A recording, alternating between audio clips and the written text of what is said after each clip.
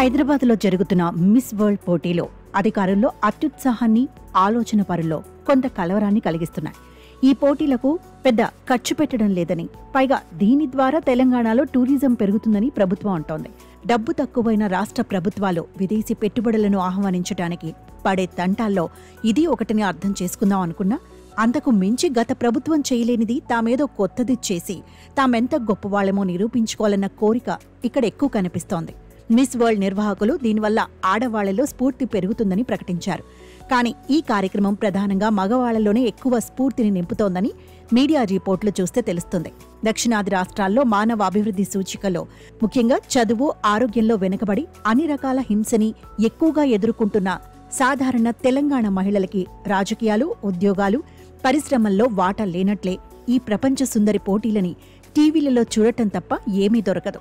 వాళ్ళకేమీ సౌందర్య పిపాస తక్కువ లేదు. ఉన్నంతలో మంచిగా తయారవుతారు. చీరల రంగులు, జాకెట్ల డిజైన్లు, మ్యాచింగ్ నగల విషయంలో అన్ని సమూహాల స్త్రీలకి తమ స్తోమతని బట్టి కావాల్సినంత ఆసక్తి ఉంది. అదే లేకుంటే ఇన్ని రకాల దుకాణాలు, ఇన్స్టాగ్రామ్ అకౌంట్లు, గల్లీ చివరన మగ్గం వర్క్ షాపులు పెరిగేవి కాదు. ఈ గల్లీ ఫ్యాషన్ ప్రపంచంలో భర్తలు, మగవాళ్ల కంటే తోటి ఆడవాళ్ల ప్రశంసలే ప్రధానం. తెలుగు సినిమాలకు ఆడవాళ్లకి ఉండాల్సిన ప్రధాన గుణం అందం అని, వాళ్లు కేవలం మగవాళ్ల కోసమే అందంగా తయారవుతారని దశాబ్దాలుగా అందరినీ నమ్మించడానికి ప్రయత్నిస్తున్నాయి. 20వ శతాబ్దం మధ్యలో చదువులు, ఉద్యోగాల కోసం పరదా నుంచి బయటకొచ్చిన ఆధిపత్యకుల స్త్రీలకి ఆధునిక సంస్కృతి తొడిగిన కొత్త పరదాల్లో ఒకటి అందం. చీర, దాని నుండి కనీ కనిపించకుండా అతి సన్నటి నడుము, పెద్ద జడ, బొట్టు ఉండే స్త్రీ శరీర రూపాన్ని తెలుగు సౌందర్యానికి ప్రతీకగా చేసిన బాపు బొమ్మ కొన్ని తరాల ఊహల్ని నిర్దేశించింది. ఓల్గా రాజకీయ కథలు, స్త్రీవాద కవిత్వం స్త్రీల జీవితాలని ఇటువంటి ఊహలు ఎంత బలంగా నియంత్రిస్తాయో వివరంగా విశ్లేషించినప్పటికీ వాటి ప్రభావం చదువుకుని ఆలోచించే ప్రజలకే పరిమితమైంది.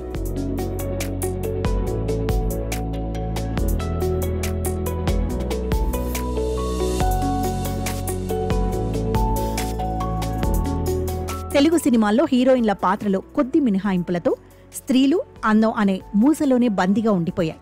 హీరోయిన్ల శరీర కొలతల గురించి బహిరంగంగా మాట్లాడటం, మిల్కీ బ్యూటీ, అందాలు ఆరబోయటం, నడుచొచ్చిన అందం అంటూ వర్ణించటం ఇప్పటికీ తెలుగు సినిమా పరిశ్రమ రోజువారీ పదజాలంతో భాగం. ఇలా ఆడవాళ్ళని అందమైన శరీరాలుగా మాత్రమే చూసే భావన 1990లో జరిగిన ప్రపంచీకరణ తర్వాత వస్తు ప్రధాన సంస్కృతిలో బాగా ఊపందుకుంది. 1990లలోనే సుస్మితా సేన్, ఐశ్వర్యరాయ్ ప్రపంచ సుందరీమణులు అయ్యారు. గత 20 ఏళ్లలో వస్తువుల ఉత్పత్తితో పాటు వాటిని అమ్ముకోవడానికి స్త్రీల అందం ఒక ప్రధాన వనరుగా మారింది. ఈ సంస్కృతిలో అందం అనే భావన కూడా రూపాంతరం చెందింది. అప్పటి వరకు పుట్టుకతో వచ్చిన శరీర సౌందర్యం కొంతమంది ఆడవాళ్లకి పెళ్లి కోసం పనికొచ్చేది. అందాన్ని ఆడవాళ్లందరికీ తప్పకుండా ఉండాల్సిన గుణాల్లో ఒకటిగా మార్చింది మార్కెట్. అందానికి ఒక కొత్త మూసని తయారు చేసింది. శరీరంపై ఒక్క వెంట్రుక లేకుండా గీసిన కనుబొమ్మలు, నల్లటి జుట్టు, సన్న ముక్కు, తెల్లటి చర్మం, ఎర్రని పెదవులు కలిగి ఉండటం దీనిలో భాగం. అత్యధిక శాతం భారతీయ స్త్రీలు దీనిలో ఇమడరు. చక్కగా కనిపించాలనే వారి సహజమైన కోరికని మార్కెట్ సంస్కృతి వాళ్ల బలహీనతగా రూపుదిద్దింది. మా ఉత్పత్తులు వాడితే మీరు అందంగా తయారవుతారు అంటూ ఊదరకొట్టింది. అంతేకాదు, అందంగా ఉంటేనే సంతోషం, ఉద్యోగం, కెరియర్ అన్నీ సాధ్యమవుతాయనే సరికొత్త సక్సెస్ నమూనాని సమాజంలో ప్రవేశపెట్టింది. ఈ క్రమంలో అందాల పోటీలు ప్రపంచ స్థాయి నుండి సాధారణ కాలేజీ ఫెస్టివల్లో భాగంగా మారితే చర్మ సౌందర్య ఉత్పత్తులు, మేకప్ సామాగ్రి అనేక మంది విద్యార్థులు, ఉద్యోగునుల నెలవారీ సామాన్లలో భాగమయ్యాయి. తెల్ల జుట్టు ఉండే ఆడవాళ్లు సినిమాలు, సీరియళ్లలోనే కాదు నిజ జీవితంలో కూడా కనిపించడం మానేశారు. మార్కెట్ సంస్కృతిని తీవ్రంగా విమర్శించే వాళ్లు కూడా దీని నుంచి బయటపడలేనంత లోతుగా ఈ సౌందర్య భావజాల ప్రభావం వ్యాపించింది. ఈ నిర్దేశిత సౌందర్య నమూనా నుండి పక్కకి జరిగితే చాలు దాన్నొక జీవిత వైఫల్యంగా చూడటం మొదలైంది.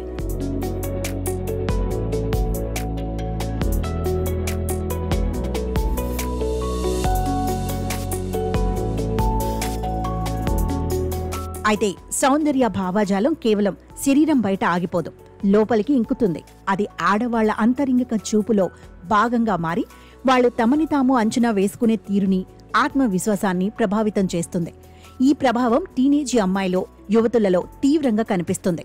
ఈ సౌందర్య మూసల్లో ఇమడటానికి అమ్మాయిలు తిండి మానేయటంతో వారిలో అనేక శారీరక రుగ్మతలు పెరుగుతున్నాయి.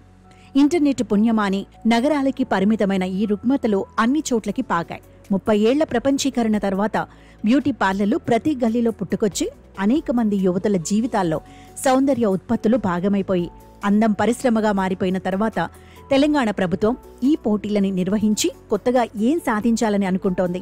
దీనితో పాటు ఒక సమాజంగా మనం ఇప్పుడు వేరే ప్రశ్నలు కూడా అడగాలి. ఫ్యాషన్ పరిశ్రమలోకి వెళ్లే ఆడవాళ్ళని మినహాయిస్తే ఈ అందం నమూనాలలో ఇమళ్లేని అత్యధిక శాతం అమ్మాయిల మానసిక సంఘర్షణ గురించి మన వ్యవస్థలో అసలేమైనా అవగాహన ఉందా?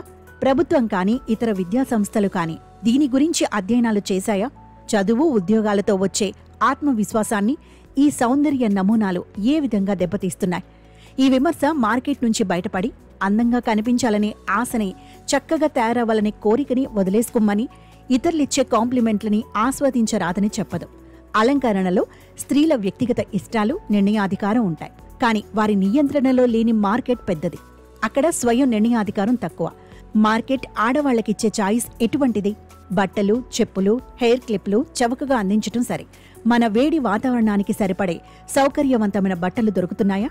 ఆడవాళ్లు చెప్పులు గట్టిగా నడిస్తే తెగిపోయేటట్లు ఎందుకు తయారు చేస్తున్నారు? సల్వార్లకి జేబులు ఎందుకుండవు?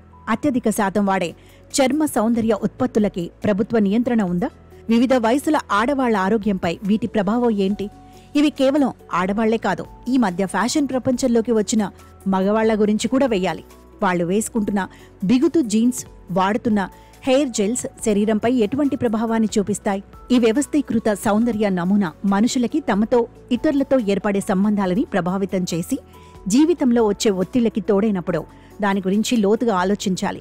మావిడ ఎప్పుడు దుప్పటిలాంటి నైటీ వేసుకు తిరుగుతుంది అంటూ ఇంట్లో పనిచేసేటప్పుడు కూడా అందంగా ఉండాలని ఆశించే భర్తలు, నేను అందంగా లేను కాబట్టే నాకు స్నేహితులు లేరు అని ఆత్మవిశ్వాసం దెబ్బతిన్న టీనేజీ పిల్లల కుంగుబాటు, ఉద్యోగినులు స్మార్ట్గా తయారైతేనే ప్రమోషన్లిచ్చే బాసులు, అమ్మాయిలు వ్యాక్సిన్ చేసుకుంటే డేటింగ్ కష్టం అని నమ్మే యువతీ యువకులు, ఈ పరిణామాలన్నీ అందం ఒక సామాజిక సమస్యగా తయారైందని తెలియచేస్తున్నాయి. వ్యక్తిగతంగా సంతోషం కలిగించే స్థాయి నుంచి మనల్ని నియంత్రించే పనిముట్టుగా తయారైన సౌందర్య పిపాసని మళ్ళా మన నియంత్రణలోకి ఎలా తెచ్చుకోవాలన్నది ఇప్పుడు మన ముందున్న సవాల్.